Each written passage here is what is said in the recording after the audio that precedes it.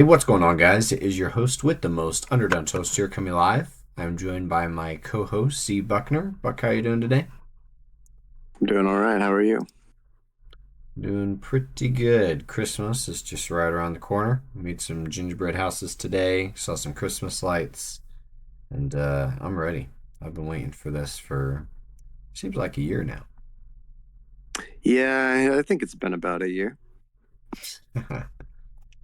Yeah, it'll be good. So, good time of the year. It's super warm here still. It was like 60 degrees today, which Yes. like usually I really enjoy the warm weather and I hate winter, but it is making me a little nervous how warm it is. You know, I'm not one to give in to the tree huggers too much, but when it's 60 degrees at the end of December, you know you're in trouble.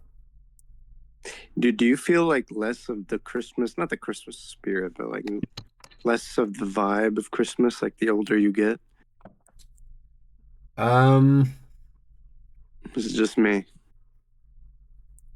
no, I think you're right, and I think that has to do with the fact that my kids are so young. Like, Yeah, Eden right. isn't even 3 yet, so she doesn't understand the things like Santa Claus and presents all that much. You know, she just kind of enjoys it in the moment. And then obviously, Sammy's only 3 months old, so I think part of it is like when we were kids, we had so much to look forward to, and we didn't really have any of the stress of planning. But then when you become an adult, and you do have responsibilities. It's like, okay, you got to plan all this stuff. You already know what all the presents are. You're spending money. You're making, you're cooking meals. And then once you have kids but once you have kids, then that magic kind of Right. returns. So I think once my kids are a little older, then that magic's going to ramp up again. True. I heard a theory that COVID kind of killed all the small businesses and like big businesses aren't going to care about like the festive spirit. You don't go into Walmart and feel the festive spirit, but you go into town and like everything's Christmassy and this.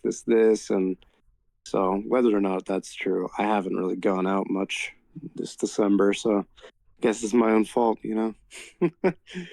No, that's a good point. I will say that we went to a mall around here called Trolley Square, and it was a Yeah, bunch of small businesses, and like there were lights everywhere. There was a train. nice. Santa was there, and yeah, you're probably right. Like going into bigger businesses like Walmart, I don't think they really do anything like that anymore. Maybe they play Christmas music, but I don't see any lights or anything else Yeah, going on. yeah, So it's true. I don't know. Times are changing. Yeah. All right. Well, as I said, this is episode 20 of the Social Eclipse Podcast. We had a great episode last week, and we are going to have another one this week as we talk about a fairly relevant topic, some would say. And that is, does everyone who gains power become corrupt? And is it possible to create a perfectly just society? And just to kick off a little bit, this question overall really reminds me of the Stanford prison experiment. Do you remember that? No, remind me. So you've probably heard it once or twice in your life. It's pretty popular. They use it in psychology class all the time. But basically, at Stanford, they wanted to run an experiment. And what they did is they took a bunch of students and basically made them like police officers or jail workers. And then they took the other half of the class and they made them prisoners. And I think it was for like, it was supposed to be a week long or something, and it was really strict rules. They wanted to make it as realistic as possible. And basically, they didn't even make it the entire week because the students who became the police officers or the jail workers like just became so abusive and like power hungry that they literally had to shut it down early, even though it was all fake, it was all improv. Like it is a really strange but insightful psychology experiment that hey, even if you are given power that doesn't really mean anything, it's even in a pretend world, some people will like grab onto that and go crazy with it. Wow. Yeah, I've never heard of that. No. Yeah. You know what? Just let me make sure I got all my facts straight because I it's been a while since I've heard it, but I think it's called the Stanford Prison Experiment. Okay, yeah, it was in 1971. The aim was to test whether abusive behavior in prisons comes from inherently bad people or from the prison system itself. There were 24 healthy male college students. Some were assigned guards, some of them were assigned prisoners. And what happened was guards quickly began enforcing harsh rules, humiliating prisoners, and escalating punishments. Prisoners became anxious, passive, depressed, rebellious, and the person in charge acted as the prison superintendent, blurring the line between researcher and authority. It was supposed to last 2 weeks, and it was shut down after 6 days. And it demonstrates that ordinary people can commit cruelty when placed in rules of authority, and power can rapidly distort behavior. Wow. So that's the one that I always think about when I think about power people becoming power hungry. Another one is Reddit mods, which may sound a little bit like a joke at first, but then you think about, did you hear, I'm sure you did because Moist Critical made a video about it, but like the mods in the r/art subreddit, did you hear about that whole Yeah, story? I did. Yeah. Yeah. So I mean, even if you're given this authority and power that like literally outside of this small ecosystem doesn't mean anything, it could still give people the sense that they're better than others, and like maybe it's just giving people the opportunity to do things that they wouldn't be able to do otherwise in life. So they're like, "Hey, I got to take advantage of this," you know? Yeah. So I guess the argument is that everybody's going to have a big ego if they're given the opportunity. Yeah. Yeah, I mean, unless we can prove otherwise, that is. And is that the base statement? We got to prove it wrong. Is that what's evident in the world? Because maybe we should try to think of other instances where people have gained power and were not corrupt. Can we think of any? Can we think of any? Can we think of just one, please? Yeah, Um, please. Where is it? yeah, that's the thing is whenever I think about good people in the world, like really good people, they never had the type of power that Right. you would think of. You know, I'm thinking of like Gandhi. Yeah, he had Yeah. influential power, but he never had a huge amount of wealth. He never ruled a country. Yeah. Martin Luther King Jr. was a great person, but he same thing. It was more about like leading a group of people instead of actually having authority on telling people what to do. Yeah. I mean, just thinking about presidents or dictators or kings and queens throughout history. I mean, I'm sure there's a few, right? There have to be a few Roman emperors probably that I've heard about that did that were good, but it's like it's really hard to come up with an example. Obama was cool. Yeah, Obama was cool, but you can even make the argument with Obama that, some things were done under his administration that someone isn't going to like for one reason or another, like the drone killings. I mean, you can always cherry pick anybody, is what I'm saying. So, like, I don't know if that constitutes as corruption. To be honest with you, Obama was a president that I didn't know much about because I didn't really get into politics until around the time when he was leaving. So I'm not really qualified to speak on Obama, to be honest with you. I can remember how I felt back when Obama was president, and life was pretty good back then. Yeah. But that's about it. You know what I mean? So yeah, I Yeah. can't really say. You But know, one of my favorite quotes from Obama, funny enough, it's not when he was president. I think it was after his presidency. But he was talking about what it's like to be in a room full of really powerful and wealthy people.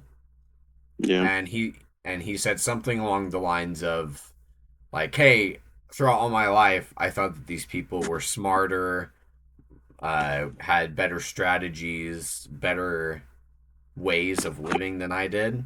And then once he like got in a room with them and talked to them, he realized like, hey, these are literally just ordinary people who Right. either got really lucky or like did have a good strategy for a while and they're now in a position of power. Is that One a of my quote favorite that he quotes from him. said? I've never heard this. I'd like to hear the quote.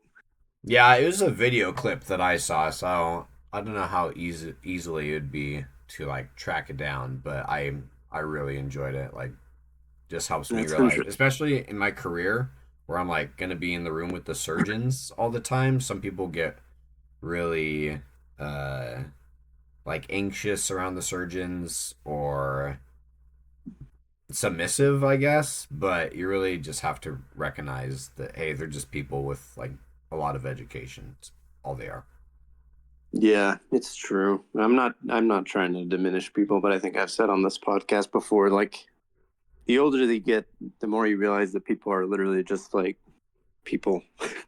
That's Yeah. it's the best way I can say it because we put people on a pedestal, and some people always do it. To be honest, like I can name adults that put like people on a pedestal still, and you definitely do as kids. Looking up to people who are older than you or in certain positions, and you're like, man, these guys have it all figured out. And the older I get, the more I realize that not that everyone's stupid, but I mean, we are really just people. And like some people have easier time with things than others, but like we all struggle with pretty much the same things, more or less, fundamentally. And yeah, so that is a pretty good insight. Yeah. I think I found the quote, so I'll just read it off for you really quick here. Um, okay, it is once you sit at these tables with folks with fancy titles and you talk to them, you realize they're just people. They're not that much smarter than you, and they don't have all the answers. So, Right. Yeah, that's a good way of saying it. anyway, the reason I bring that up is because thinking about people in power, it's like I said, it's very relevant, especially recently. But as to pertaining to our podcast topic for this week, like some people do go power hungry once they're at the top, and that might make everyone below them more submissive and think, hey, maybe this guy knows best. Like he knows what he's doing. He's the one who got elected or put in power. We should all listen to him because, like, they know what's best.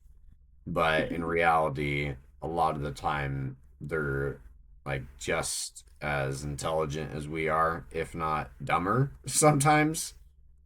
Yeah. And we have to recognize that. So is that an argument against? Is that an argument for corruption? Like, hey, look, everybody's corrupt.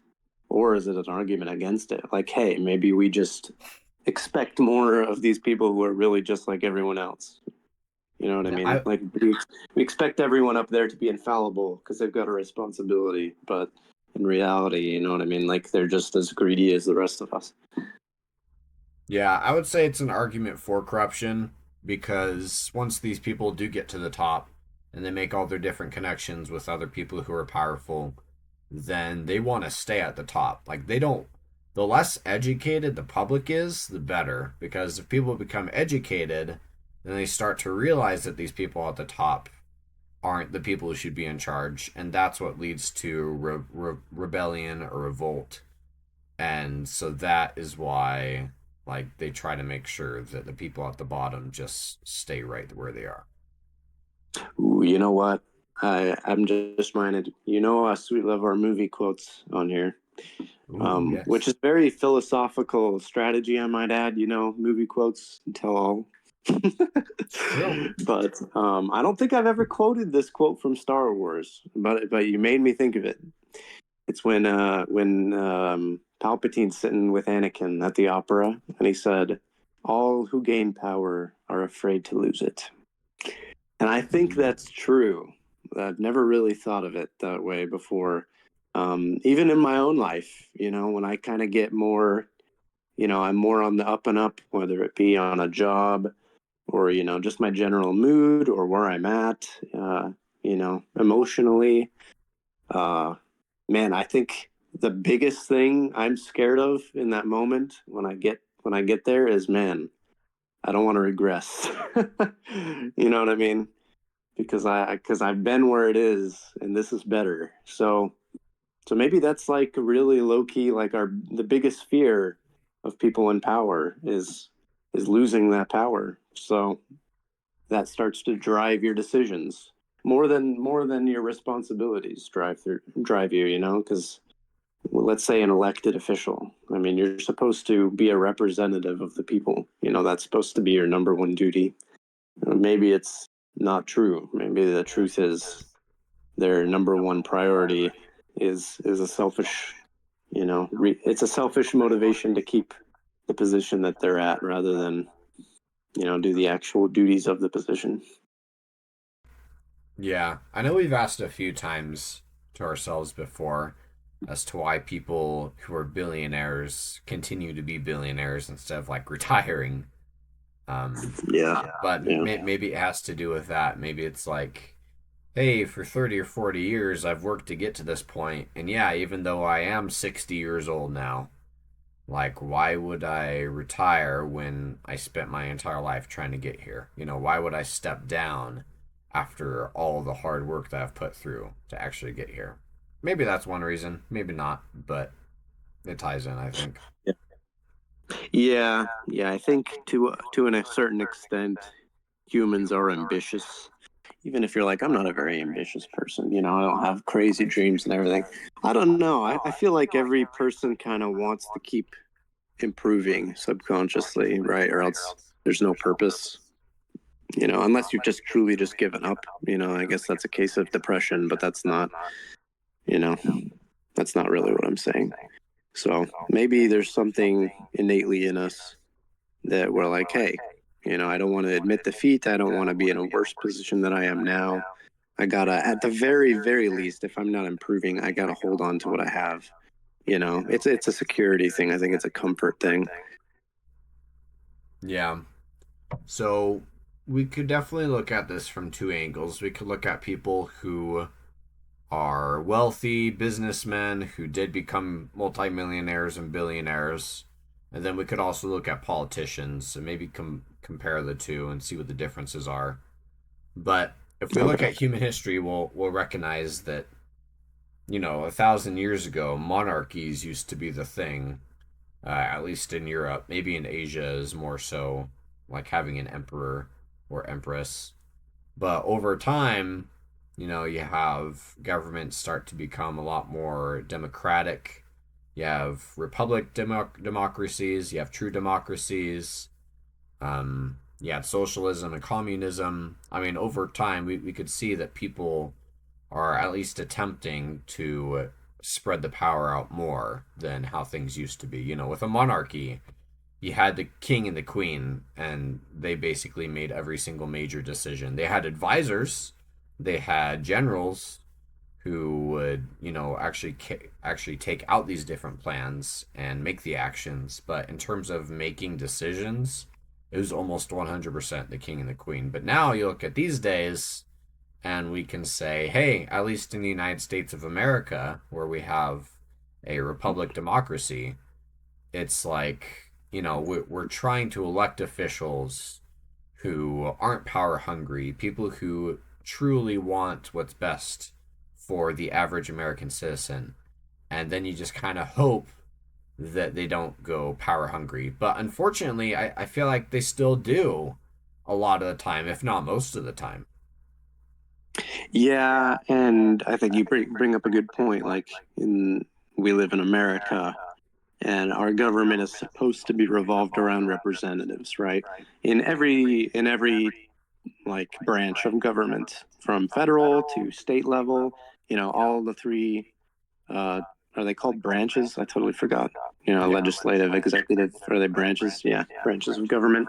They're all representatives. They're there. We can't put every all 300 million or 400 or whatever it is now into government. So we have this microcosm of representatives that are supposed to, act in our interests, which is difficult.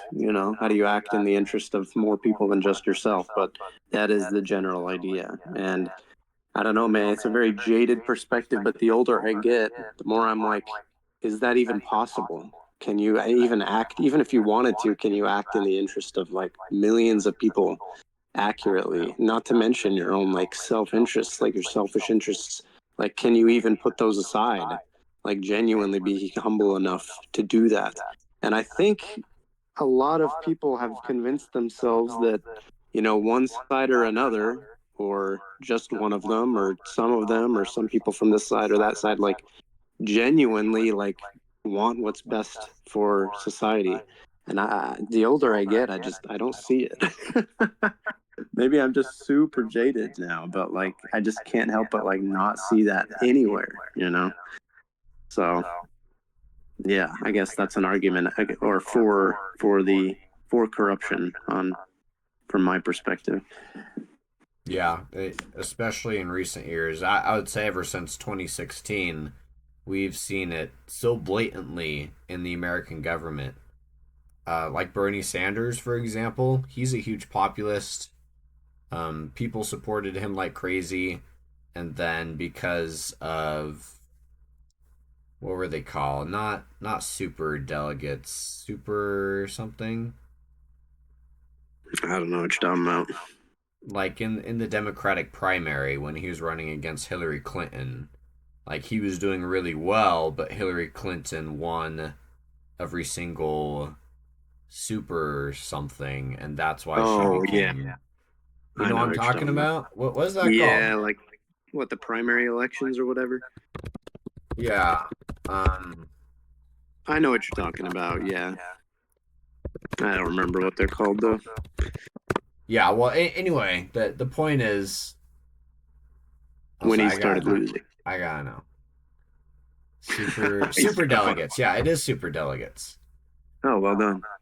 So the point is that even though the people wanted a populist like Bernie Sanders, he was still kicked to the curb because he wasn't one of these super high up officials who were in the circle, basically, of the Democratic side. And we see the same thing on the Republican side. I'm not going to say that one side does it more than the other because they do it equally. And a big win for populism recently was actually the mayor of New York City. I always biff his name, but it's like Mamdani. Is that right? It starts with an M. That's all I know. I haven't seen his name in a while. Yeah. Well, he was up against Mayor Cuomo. Cuomo, Yeah, right. and Cuomo. Yeah. yeah, and Cuomo is like one of the most uh, inner circle guys that you can get. Like he's been in politics forever, and he's definitely up there with some of the others that you think of when you think about like all the people who've been in politics for a really long time, and you can never get them out of there no matter what you do. But Mayor Mamdani won because the people were able to eventually overcome that. And I think that there is this big movement in American politics right now where like both sides of the aisle, all the everyone's trying to kick out all the really old people who've been in power forever, who aren't listening to the younger people, and that's really refreshing to see because it shows that hey, even though it's really difficult and it's taken a lot of time and resources, like maybe it is actually possible in the long run. Yeah, I don't know. The biggest indicator for me, I mean, you can argue like maybe these people don't care at all about being true representatives of the people, like representing our interests and our wants, like regardless of what they think. But the biggest tell is when it really comes down to re-election. Like, oh, these people, I'll vote my best self-interests and this. But then someone's like, oh, well, if you don't do this, like this is such a big issue and you're really not representing us, here come the midterms. You know what I mean? And they're like, oh, okay, we'll change our minds. Yeah. It's like, oh, okay, so now you change your minds, even though you were voting against our self-interests in the first place, but now everybody's threatening re-election. I mean, if there's no better indicator that like they're acting in their own self-interest, I don't know what is. But like, I don't know, man. Like, think about it. You're elected. Let's say you're elected. I don't know, the you're elected a senator of California, right? And you're very liberal, but most of who you represent want this conservative ideal. What do? Do you vote, you know, conservative on the issue, or do you vote liberal because you are liberal? I could never, I can't picture in my head that people are going to vote against their own self interests. I think that's the broken part of the system, and I think we're all kidding ourselves if we think that like that's not a problem, like a huge problem. I feel like the larger part of the population. I'm not even talking one side or the other. I think most of us have deluded ourselves into thinking that these people are actually representing us. Um, and just over time, I'm just starting to see that that's not the case based on what I've observed. I don't know if you've started to see that. Absolutely. And depending on who you talk to, sometimes people will say that, hey, if there's picking a lesser of two evils in something like the presidential Yeah, election, then just vote for like a third party. And depending on who you talk to, some people will call you an idiot, and some people will say, you're like, yeah, you should do that and show that you're rebelling a little bit and that your vote matters. Um, yeah. I don't know. I think another thing is there's the other level that's not quite as big, but I think there's some people who are like, okay, these people are all like morons. They don't actually represent us. They're all selfish, but I might as well align myself with the side, even though as selfish as they are, they're still making decisions that align more to my side. You know what I mean? And to be honest with you, that was kind of where I've been at more recently. Because, like, what else are you going to do? You feel bad about, like, not voting, right? You feel right. bad about, like, making There, the there's only decision. two options on the ticket, Right. And so basically. if they're all, like, selfish, you might as well just, like, pick the one that aligns more to what you think is the right answer, even though they're all. But then, I feel guilty.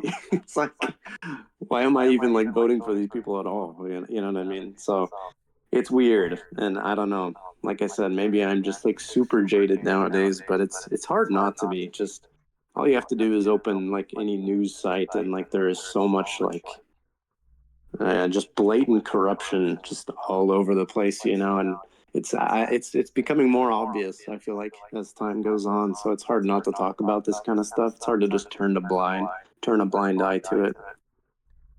Yeah. Yeah, it's like the American public, including us for good reasons. We are always whining about how it's always the lesser of two evils on the presidential ticket, at least for the last three presidential elections. But Yeah, probably I, since but 2016. maybe that's because once it comes down to what people are actually caring about, it's what's on that ticket instead of who do we get on that ticket. It seems like Right. when it comes to the Democratic and Republican primaries, yeah, people are still invested a decent amount, but ultimately, it doesn't seem like it's ever the people who decide who the nominee becomes, right? It's No. like I was just saying with Bernie Sanders, Kamala Harris in the most recent election. Donald Trump was backed by basically every single Republican in the 2024 election. Like nobody else even had a chance because it was already decided by the elites. It was already decided by the donors. And Yeah, so yeah, and maybe the that interesting thing is, sorry, go ahead. so maybe that's where the American people need to start shifting their focus instead of waiting all the way until the presidential election and then whining about the two options. It should be focusing on the people having more power on who gets on those tickets instead of just letting the elites make all those decisions for us. Yeah, I totally agree. And something you definitely see, and I feel like it's always been this way, is, I mean, you mentioned Bernie. You can also, on the other side, there's a lot of people. I remember in 2016, like even Republicans, like primary, people who were running in the primaries. I remember watching those debates. Trump was the outlier. Like people hated, like, oh, this guy. And I'm, like these are in the Republican debates, like the other Republican leaders, and they always do this. But like Trump Green will do swamp. this and Trump will do this. He's terrible. You know what I mean? But here we are 10 years later, and who are some of Trump's biggest supporters? Like those very same people. You know what I mean? And it's like that everywhere. And you mentioned Bernie Sanders. As soon as he decides he's losing, he starts backing Clinton. You know what I mean? So like it's really, it feels like it's not in our hands at all. It feels like they're all playing a game up there, and we kind of just come in at the last second and bet on the last two. You know, bet on the championship rather than actually putting in the people who are best, you know, qualified in the first place. So you're absolutely right. I don't know what the solution is, but I think it's a root problem that should have been, you know, it's way before the general elections. Right. Yeah. Once we begin our political saga of the podcast, once we switch from philosophy to politics, we're getting a little insight right now, but it's just because of the topic for today. I think one good episode would be to look at why Trump was elected in the first place and then review, like, hey, was he always really corrupted with the donors, or did he just fall in line like every other Republican over time? Because obviously nowadays he is like he's the head honcho when it comes to the elite. Yeah. And yeah, like you said, back in 2016 when he was running against all the other Republicans on that primary stage, like he was the outlier back then. That's why he got elected, is because people were saying that he wanted to drain the swamp. But Yeah. that's for another day, of course. Yeah. So I guess, you know, but even if we did fix the system and we could like elect better people who would represent more of our interests, and let's say they genuinely want to represent our interests and we elect them to an office, like now the argument is everybody going to get, you know, is it inevitable that these people are going to become corrupt because they don't want to lose their position, right? Everyone wants re-election, everyone wants a stage, everyone wants to be heard, they want to be paid. You know, Yeah. rather than the motivation, you know, is it going to get them up in the morning every single morning like, oh, today I want to represent the American people. I don't know, man. Right. I just don't think that's a strong enough motivator. Right. Well, I just don't think we're that humble as humans, unfortunately. yeah. My argument is if we are that, like, if there are people that humble, and I'm not saying there's not, I just, I think I've said this before in a recent podcast, but like the people who are humble enough where you could say that they wouldn't do that wouldn't be going for that office in the first place. Like they don't care about the power, right? So, Ooh, I mean, that's we've talked true. about that with money, right? The argument against billionaires is that there's a reason they're billionaires, and you know, anyway, that's a tangent, but No, that's a good point. I think you have said that before, but that's really insightful. Yeah, people who don't desire power don't, like, yeah, seek obviously it. they don't try to Yeah, become in a position where you have power. yeah, yeah. It's I it's it's like the movie Gladiator where Maximus is like one candidate for being emperor, and then the other candidate is the emperor's son, who's like super power hungry and really yeah, wants to be emperor. And the emperor's like, I'm gonna choose Maximus because like you're the last person who would try to become emperor. I mean that's yeah, how it is. yeah. And then he obviously like he does have all the wonderful attributes that would have made a great emperor. Yeah, I was just thinking about both Gladiator and this topic a couple of days ago, actually. Like yesterday, I was like, there was a quote in a movie, and I can't even remember it. And it's probably in a million movies. I know it's in Game of Thrones, but that's not what I'm thinking of. But there was a movie where it's like some guy's like, "Yeah, I don't want to be king," and the guy's like, "Well, that's exactly why I'm making you king." You know what I mean? Maybe it was Gladiator, but that's a trope you see in movies all the time. You know, and spoilers for Dune. If you guys haven't seen Dune, especially my girlfriend, if you're listening to this, don't skip the next 30 seconds.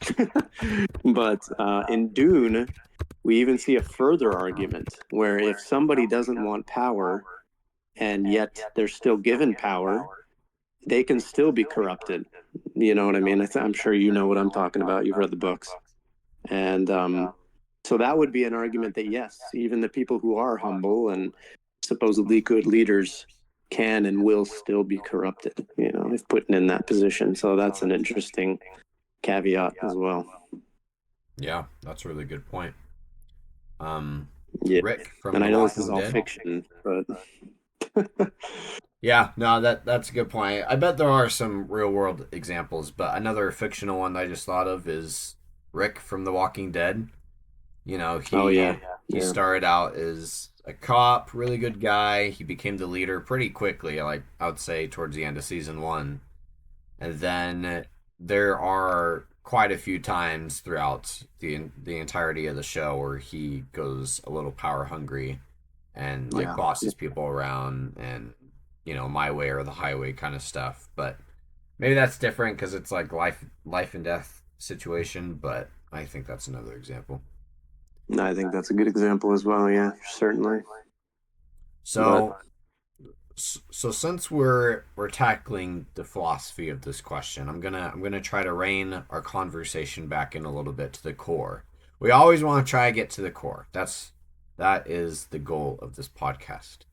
So one question that I want to go ahead and pose for us is: does the power hungry come from like human psychology and the way that we work, or is it just a natural outcome of the the system itself? yeah, yeah, that is the core, isn't it? Um, I think it's systemic because yeah, you could say it's kind of who we are, but I don't know. Like if everybody, I know this is like communism, but if there was no reason to have power over each other, if there were no poor people, if there were no suffering, let's say, if nobody was suffering, regardless of wealth, then I don't think, I think we'd still like climb over each other. You know what I mean? But I don't think the pull to retain power and like the absolute fear of losing power would be as strong. Because where are you going to go? You know what I mean? Yeah. So I think it's a systemic issue. The fact that like we're all so afraid of losing power is you could definitely attribute it to both. Because where are you going to fall from president of the United States? I'm sure you're still going to be pretty good, right? There's probably not a valid reason to fear that much. So in that sense, it's human, but you can kind of blame it on the system. I think the system is kind of the reason we have that fear. Yeah, and I hate to keep bringing it back to politics because there are so many different examples, but yeah, speaking of the system, it's like the higher you get up in the hierarchy, the more you have to appease to donors, right? That's very well known in American politics. So if you start getting higher and higher, and then all of a sudden you say, "No, I'm not going to listen to the donors. I'm going to listen to the American people," then the elite might just toss you out like right there and right then and there. And like, Yeah. yeah, we still have things like elections and democracies, but a lot of it unfortunately is just an illusion to like how things actually work in the system. A lot of the time, the higher you get up in the hierarchy, the more tight knitted you have to be with the other people, or else you're going to get tossed right out. Yeah. Yeah, that's true. And then in terms of the psychology, I don't know, it has to be both though, because with the Stanford prison experiment, these students going in, I'm sure, were not expecting that outcome, right? Maybe those Yeah. guards were going in being like, hey, this is going to be a fun experience. I get to lay down some ground rules and see what it's like to have a little bit of authority. But as time went on, and they did see that there weren't any consequences for laying down the law and for giving out their own punishments, then they became more and more power hungry. So that has to be another part of it, is no consequences for your actions. If you're someone at the top who's dishing out punishments and making new laws and doing whatever you want and nobody's giving you consequences, then that's going to be a snowball effect in psychology where you think, hey, I'm doing all this stuff and I'm getting away with it, thus I'm going to do even more stuff. Do you think there's a natural, like, not just the fear of losing power, but do you think there's a natural, uh, I mean, dopamine rush, I guess, in us that likes, like, we like having power over other people? Like, it gives us, like, a feeling of a validation. I would assume it's personality driven, but we see it so often that I can't say that without any apprehension. I mean, I Okay. I don't want to use myself as an example because I want to be unbiased, obviously, but I don't know who else to say, so I'll just say myself. If I were thrown into the position of someone with a ton of power, like the president of the United States, I like to think that my personality isn't going to change. I'm still going to be like loving and kind and wanting to do what's best for the people. But we've seen it It's because you happen. didn't go through the system. Yeah, well, You yeah, didn't go that's through the system. true. You teleported right to the position. So you're just going to be you. That's true, and that's not really possible. You have to go through the system in order to get through Yeah. all the junk and get to that power of to get to that position of authority. Yeah. So, yeah, I would have to say it has to be at least partially driven by personality. There has to be some people out there, narcissists, power hungry individuals, where they start to get more and more power, and they say, "Hey, I'm going to use this power as more of a exploitive. What's the word? Exploitative or is it exploit? Exploitative. Yeah. Exploitative, I think, is the Exploitative. word. Yeah, is more of a exploitative action instead of. Exploitative. That's a fun word. I'm gonna start saying that That more is a often fun now. word. Exploitative. That is. That's a fun word. Yeah. Yeah, I mean, I think you have a point, but like, then you can't. And again, I know we've only used fictional characters, but we do know that there are people.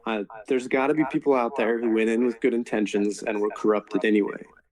So that would mean it's a systemic thing, right? Because it wasn't part of their personality.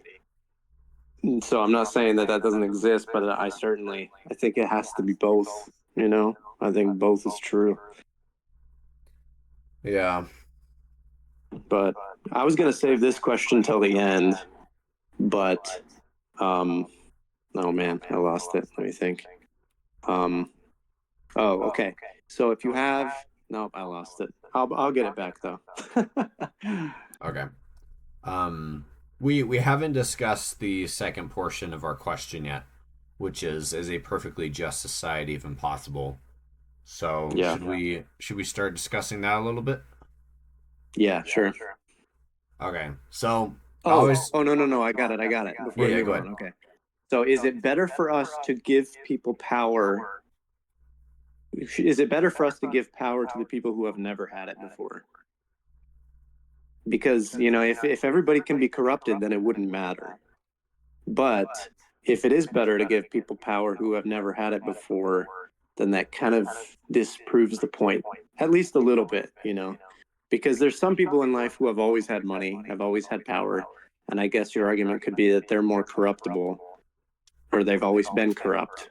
But I know some people who would make the argument like, hey, maybe we should give power not only to those who don't want it, but people who've never had it before. It's kind of like the argument that you're like, you know, if someone who's poor is suddenly given $1 billion, they might be a little more inclined to give to charity because they know what it's like to be at the bottom. You know what I mean? They've been there before, so there's kind of I guess an empathy. There's an understanding. There's a relatability. You know, we were talking about politics the other day, where it's like, what if we just took the common man and put him into president? Well, he kind of knows what the common man goes through, rather than someone who's just always been at the top. So is it the same with power? Do we give power to the people who have been at the bottom because they know what it's like, or will they too be inevitably corrupted? That's a great question. I would say that whenever it comes to someone in power who's actually like doing a decent job, even if they are power hungry, like one side of the coin is yeah, they have all the credentials, they've been educated, they've worked in this line of business, blah blah blah blah blah. But the other side of the coin is just pure experience. So Right. if you were to take someone who's, humble, just working a 9 to 5 job and throw them into a leadership position that maybe they do have good credentials for, like college education, Yeah. then yeah, that they could do a good job, but you need that experience. You need to know what it's like to run a group of people before you do a mass of people, and then that before you do an entire company or a state or a country, right? I mean, Yeah. experience is, yeah, I would argue that experience is needed to be an effective leader. Yeah, but not just experience. I'm thinking more if you could like I know I was a long question, it's kind of a ramble, but like if you could condense it, it's not experience as much as perspective. Does perspective give somebody more uh are they less likely to be corrupted if you have perspective?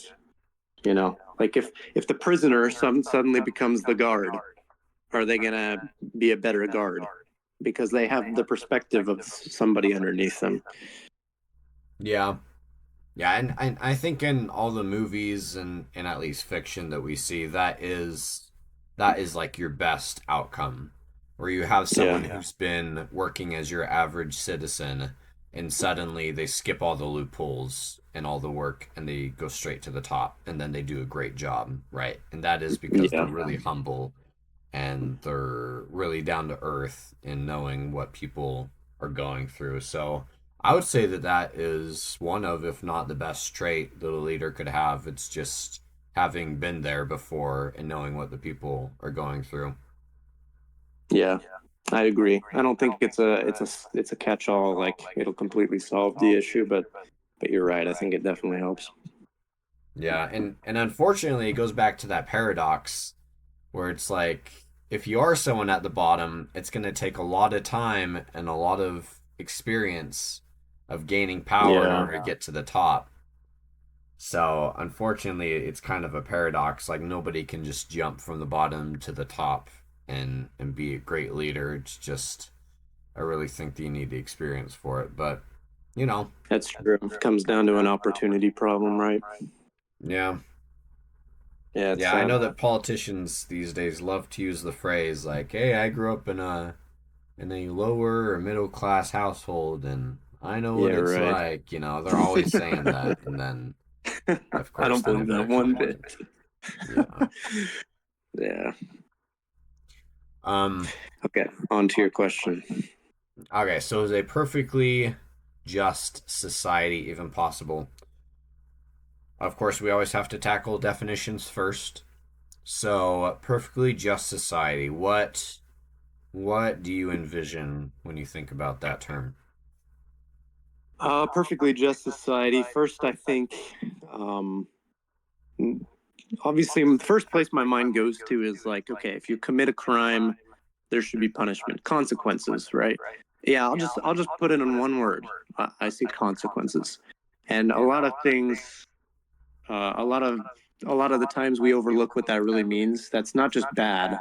Certainly, if you do something bad, you should get something. Did you have something coming? You know what I mean? That is justice. But consequences goes both ways. It's on the other side. You put in the work, you do good things. For yourself, for other people. You are a just person. Then you get that coming back to you as well. Um, I think that is a just society, fair consequences. I don't know who decides that. That's the real issue. But hey, that's my answer. Yeah, you made some really good points. I would say that a perfectly just society means no matter who's in power, no matter what position it is, there's always someone on in the back door, like ready to give them a punishment or a consequence for their actions. Right. But Yeah. let you could say that about a judge in a court of law. Maybe they overstep their bounds or they make an incorrect ruling. Well, there's going to be another judge right behind them, like ready to dish out the consequences. Or in politics these days, we see the people at the top, they all have very like minded thinking. They would never betray each other. And In a perfectly just society, it should be, hey, even if you are the guy at the top, even if you're the president or the emperor or the king, like if you do something wrong and you hurt people knowingly, then there will be punishment for it. I don't know if it's Yeah. possible, but that's my idea. Yeah, for you non-American listeners, we're going to go through a quick history lesson. When we were in school, one of the reasons we were taught that the founding fathers of America were so brilliant and so great was the three branches of government system that we mentioned earlier in this podcast. And it's basically the idea is that no one of them can overtake the other. Like they all keep each other in check. It's called checks and balances. And I remember as a kid, I was like, man, that's smart. And it is, it's a good system. That's why there's three. If you have two, you can't really keep each other in check. But if you have three, one checks the other and then one checks the other and then one checks the other. It's like a circle. What I didn't think about as a kid is like, what if all those people are aligned in their interests? You know what I mean? That's where that system starts to break. So I guess that's where the problems arise. But a just system, ideally, would be that everybody has someone to keep them accountable, regardless of agenda or intention. Everything is just perfectly just. Right is right, wrong is wrong. But the problem is nobody agrees.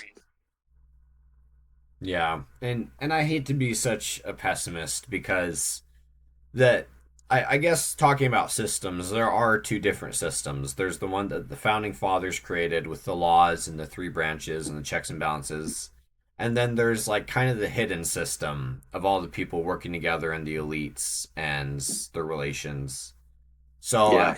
I hate to be such a pessimist because I actually am still a big believer in the checks and balances. Like America compared to a lot of other countries in like South America or Africa, like those are just pure, blatantly corrupt. Everyone's being paid off. It is so obvious. Here in the United States, like yeah, there's still corruption going on, but at least it's not so out there like for everyone to see. At least it's kind of in the back door. It gives Yeah. me some hope that the founding fathers system is still at least somewhat intact. Yeah, you'd hope so. You would hope so. Yeah, yeah. But anyway, is it possible to have a society like that? I mean, it's been tried countless times and it hasn't happened yet. Um, is it Yeah, and possible? Not with imperfect people, I don't think. If yeah, there's and you if got to there's remember that the American justice system or the American government was directly uh, conceived uh, as an answer to monarchy. When America, I don't think secede is the right answer. What's the word? Broke off from England. It was in direct revolt of being under a king. So that's why that system was born. It was a direct answer to why one person can't be in power and why we should have representatives and checks and balances. So that's why that idea came up in the first place. yeah, yeah, But what were and you saying? I forgot, but that's all right. Sorry. How's it go? But yeah, so in terms of how to make it perfect, oh yeah, I know what I was saying. I was saying that as long as they're imperfect people, it's going to be an imperfect system, right? Because even if on paper it is perfect, flawless, there's always checks and balances, there's always consequences. Like imperfect people are just gonna ignore some of those laws, and that's all it takes. That's all it takes, really, is just one kink in the armor to make the whole thing not work. And Yeah, it's unfortunate, but yeah, it's and the I reality. guess in that situation you could argue we argued system versus humans. Well, if America is the perfect government, I'm not saying it is. There's certainly problems, but if this government is supposed to work as well as it does and it doesn't, that's a human issue. Whereas you got a monarchy with one king. I mean, that's a systemic issue. And it's a lot more complicated than that, one way or the other. But I think we nailed it when we kind of, those two things are definitely the problem. And it always seems like either of them or both of them are always there, right? Which is why the more we talk about this, it's like, hey, is corruption inevitable? It does kind of seem so, which is sad. But yeah. Yeah, at least over time. I mean, Yeah. unfortunately, I kind of suck at my history, but I I bet there's a few examples out there of people who became president or emperor and did actually a good job. I know that there's Yeah. some Roman emperors who were actually really good, but I can't name any off the top of my head. But over time, that corruption always comes creeping back. Maybe it's not until the person is kicked out by the corruptors or dies, but it always does come back. It's not gonna stay that way. Well, that's interesting. So maybe the claim is instead, is everybody gonna get, is everybody corruptible, or is corruption, always there? Maybe the question is, given time, will anybody become corrupted? I guess is a better way of putting it. Yeah. Yeah, I don't know. I'm just thinking there's got to be some leaders in history who like they came into power, they were doing it for the people, they did a great job all the way until the end, and then they were either like assassinated or kicked out by the people who Yeah. were like, "Hey, you're not being corrupt enough." So I I wouldn't mean, I wouldn't even Abraham Lincoln, I guess. I'm not a historian. I don't know much about Abraham Lincoln, to be honest with you, but like that's always the go-to. Like, who's the best president? Like Abraham Lincoln. Like, I don't know if I've heard anybody say anything bad about him, so I guess you could say that. Yeah, that's true. So maybe the way that I would word it is that corruption can be temporarily halted by certain individuals, but like in the system itself, it's always going to come creeping back because wherever there's power, like corruption just naturally follows. Maybe that's the way that I would put it. That's true. Yeah, I'd agree with that. And who's to say that, Abraham Lincoln, given more time, I mean, he was assassinated, and maybe the system kept him in check too. I mean, you can really never know. Like, even if we were to pore over the history books, we could really never know what was really in his head and what his intentions would have been. So, yeah, it's a hard question to answer, even if you look back in history, because what would really change my mind is if you could find one of those people who was like, this guy was a really good leader, but he was a good leader for decades. You know what I mean? Like, he never wavered. That would kind of be a way to fight this claim. Yeah, and it is hard with US presidents sometimes because at least for the past like 50 years or whatever, there's been two-term limits, so you can't really go off of Right. that very much, I feel like, because 8 years That's kind of is that's the reason for it too. right. Yeah, exactly. So, Yeah. well, we are coming towards the end, so start thinking of a final question. Okay. But I have one ready if you'd like me to pose it. I'll pose it. All right. So my question is, what's the best way to word this?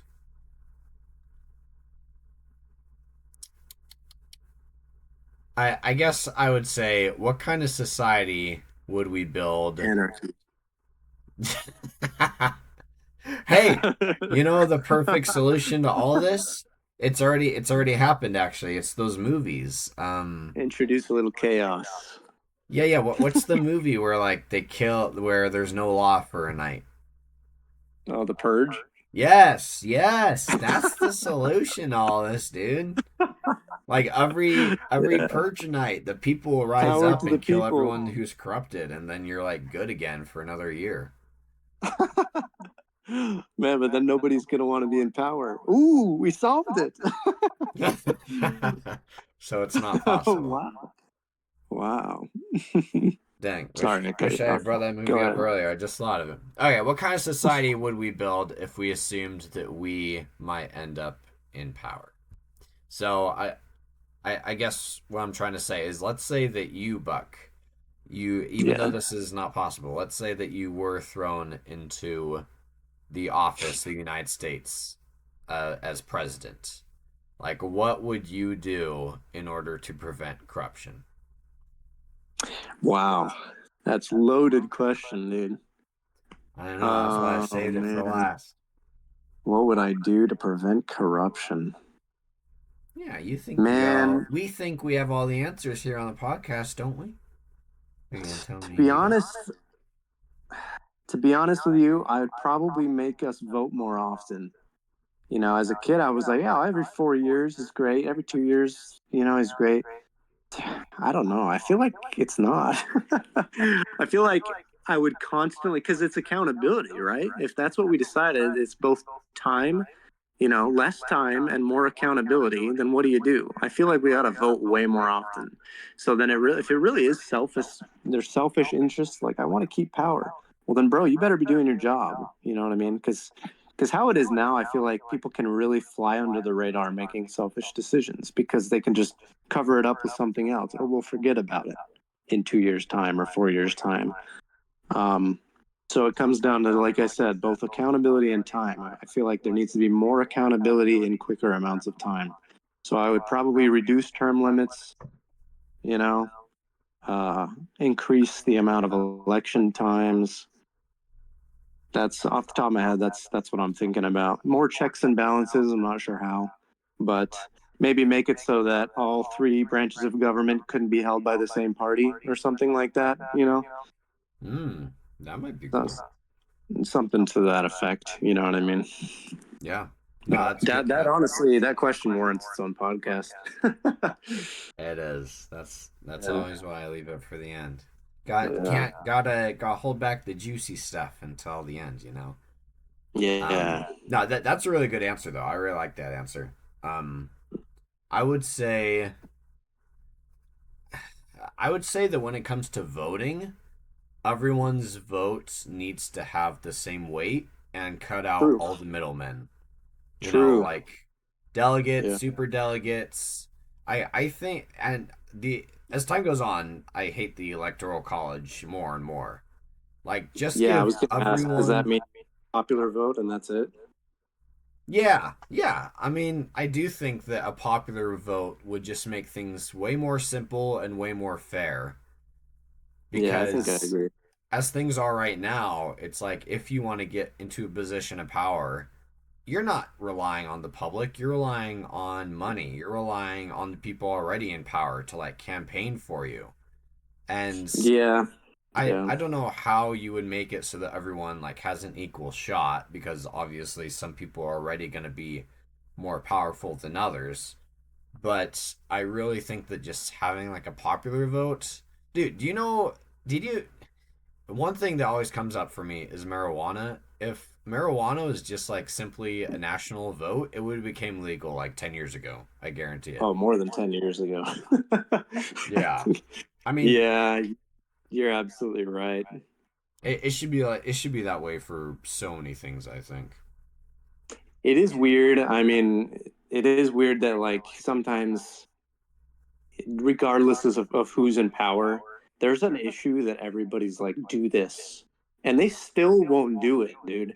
Until, like I said, Yeah. they're forced with like, oh, if you don't do this, we're gonna vote you out of office. And they're like, oh, great. And it's like, man, like, why is that the way it is? Like, you are supposed to be representing us, and it's so clear, like, what we want, you know? I know it's not always that clear, but like, man, you're absolutely right. And another thing I wanted to point out, going back to fair representation, something I didn't know, admittedly, till quite recently, is that when it comes to like a presidential vote in the electoral college, depending on what state you're in, and I know you know this, but like your vote is crazy, like different than somebody in a different state. And there's a video that I would point out, but like definitely educate yourself on that because it is absurd. Like I think it's Colorado. If you're in Colorado, your vote counts like it's like 10 times more than if you live in California or something like that, or Wyoming maybe even is, yeah, is it Wyoming has the most Wyoming? power. Yeah, it's like it's absurd. It's like why does anybody's vote count more than someone else's. And I know that's kind of the point. Like they were like, oh, farmers' votes should count more than this, but like it's like why? Like that doesn't, if it's a truly democratic system, which I guess it's not, but Yeah, anyway, that's a everyone's tangent. vote should have the exact same weight. Like, no matter if you're a farmer, billionaire, poor person, Yeah, yeah, rich person, like, everyone's vote should be one. That's what democracy is. right. So the like systemically, like by definition, the electoral college kind of like makes no sense to me. And I know that's blasphemous to a lot of people, but that is a tangent. Yeah. Now, over time, like I said, I, I definitely think we should get rid of the electoral college system. It just makes no sense to me. I don't know. Everybody talks about it every 4 years, but it doesn't seem like anybody really takes it seriously. Like we're not taking steps, So that's why I can't really see it happening anytime soon. The one thing I will say though is it makes election night a lot more interesting. It's like It sports. does. It does. That's true. It Maybe that's why does. the It's founding fathers did it. hey, They entertainment want it to value, be the Super Bowl. That's right. Yeah, maybe they knew what they were doing. Yeah. But yeah, it's a good question. It is a good question. I would even be willing to revisit this for a podcast episode. Like, hey, we are in power. Let's do the Snoozy Wyatt, you know, campaign, and this is what we run on. Ooh, Yeah. like in Mr. Black's Or class, we can make our or own. Snoozy. Yeah, Yeah, we can make our own laws and flag and constitution. yeah, yeah. We could do that. That'd be fun. Yeah. Good question. I already posed my question earlier. Or is more perspective gonna Oh change? yeah, Yeah. yeah. Awesome. Well, Buck, how do you feel this podcast went? I don't know, because like I feel like we, with most questions that we pose on this podcast, the more we go, the more we kind of discover, philosophy. We're kind of figuring things out. I'll be honest, on this one, it just kind of feels like we're kind of breaking things down, but we kind of circle around to the same conclusion, is what it kind of felt like. I don't know if I've discovered anything new, to be Yeah. honest, No, which and is not a bad thing, that's okay. yeah, sometimes it's not about learning, it's about like diving deeper into what we already know, Yeah, like therapy. it's about rediscovering, not initially Ooh, discovering. that's true. What about you? How do you feel? I would agree. I think we talked about a lot of stuff that like is kind of well known, um but it's important to talk about, because if you don't talk about it, it's never going to change. It is. I don't know. I think the message really is twofold. Number one, you should care about these kind of things, but at the same time, I've kind of reached a point where it's like, man, a lot of this is out of your control. And I'm not saying like you should dismiss it and that we shouldn't do anything about it, because that's part of why we have problems in the first place. But at the same time, I guess can't get yourself worked up about it. You know, if it's true that corruption's pretty much inevitable, man, like we got to live our lives. You know what I Yeah. mean? You can't like let it destroy your life or whatever. So, which is sad. It's a sad thought, but it's also kind of an encouraging thought. Yeah, it's even if there is a crop system at the top, it's like, who really has the time for it when you're just trying to feed your family, you know? Yeah, that's We that's their strategy, though, isn't Yeah. it? Yeah, we're all falling for it, but if things ever get bad enough, then there will be an uprising. I guarantee. Just it has to get bad enough. Yeah, if you're in a position to do something about it, do something about it. But if you're not, live and let live, I guess. Yeah. All right. Awesome. Well, Buck, thanks for joining me for yet another episode of the Social Eclipse Podcast. We do encourage our audience to go ahead and check our sponsor, Skittles at Skittles.com. Go ahead and use code CORRUPT for 100% off this week, actually. Wow. Yeah, free Skittles. Free Skittles. And if there's All you anything you gotta can say do. about Skittles, it's that they're not corrupt. I'll tell you that. Yes. Yes, sir. Yes, sir. But the code is corrupt, so make sure you spell it correctly. 2 R's. 2 R's in it. And Merry Make sure you Christmas. guys go check out Buck's YouTube channel, link in the description, as well as mine. I will be coming out with that apology video fairly soon now. Maybe. What was it again? Is because you've missed so many like days or weeks or whatever? My last chest video was me getting to 1400, and I just got to Oh, 1500. I all just right. I have some explaining to do about the state of my channel. But don't worry, it's not Yeah. dead. It's simply evolving. Ooh, that's good. Good slogan. We could use that for our political campaign. Yes, we could. America's not dead; it's evolving.